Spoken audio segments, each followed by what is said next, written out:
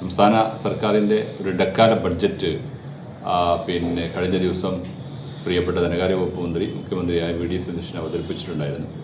അതിൽ ഏകദേശം 22 കോടി രൂപയുടെ പ്രവർത്തനങ്ങൾക്ക് നമുക്ക് അനുമതി കിട്ടി.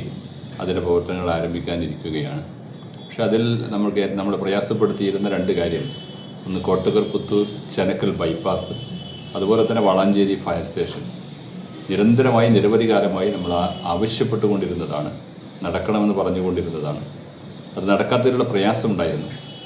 ബഡ്ജറ്റ് പ്രസംഗത്തിൽ പ്രസംഗിക്കാനുള്ള അവസരം ലഭിച്ചപ്പോൾ കൃത്യമായും അത് മുഖ്യമന്ത്രിയുടെ മുമ്പാകെ പ്രസംഗത്തിലൂടെ തന്നെ അവതരിപ്പിക്കുകയും അത് എഴുത്തിലൂടെ ബന്ധപ്പെടുകയും ചെയ്തുകൊണ്ട് അതിനാവശ്യമായ മുഴുവൻ പിന്നണി പ്രവർത്തനങ്ങൾ നടത്തി മുഖ്യമന്ത്രി അത് ബോധ്യപ്പെടുത്തിയിട്ടുണ്ടായിരുന്നു. അതുകൊണ്ട് തന്നെ ഇന്ന് മുഖ്യമന്ത്രി മറുപടി പറയുമ്പോൾ വളാഞ്ചേരി ഫയർ സ്റ്റേഷന് 5 കോടി രൂപയും കോട്ടക്കൽ പുത്തൂർ ചെനക്കൽ ബൈപ്പാസിന് 5 കോടി രൂപ അനുവദിക്കുകയും അതിൻ്റെ പുറമെ വാക്കുകൾ കൊണ്ട് അത് പൂർത്തീകരിക്കാൻ ആവശ്യമായ നടപടി സ്വീകരിക്കും എന്നും വളരെ കൃത്യമായി മുഖ്യമന്ത്രി പ്രഖ്യാപിച്ചിരിക്കുകയാണ്. അതാണ് വളരെ സന്തോഷകരമായ ഒരു കാര്യമെന്ന് പറയുന്നത്.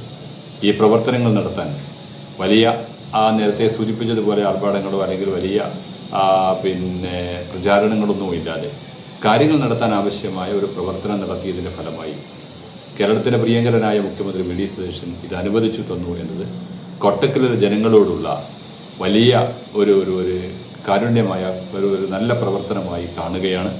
ഒരു നല്ല സഹായമാണ് കോട്ടക്കലിലെ ജനങ്ങളോട് പ്രിയപ്പെട്ട മുഖ്യമന്ത്രി കാണിച്ചിട്ടുള്ളത്. അതിനെ സാധ്യമാക്കാൻ ഒരു നിലപാട് സ്വീകരിക്കാൻ മുന്നിൽ നിന്ന് എന്ന ചാരിതാർത്ഥ്യമാണ് എനിക്കുള്ളത്.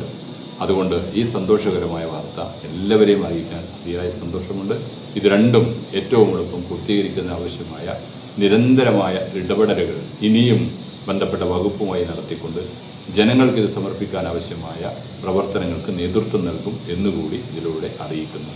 പട്ടാമ്പിക്ക് മിനി ഓക്സിജൻ റൊക്കപ്പണം നൽകാതെ കുറഞ്ഞ EMI ഓഫറിൽ എല്ലാവിധ ഡിജിറ്റൽ ആൻഡ് ഹോം അപ്ലയൻസ് പ്രോഡക്റ്റുകളും സ്വന്തമാക്കും. ഓക്സിജന്റെ പുതിയ ഷോറൂം പട്ടാമ്പിയിൽ. Oxygen, the digital expert.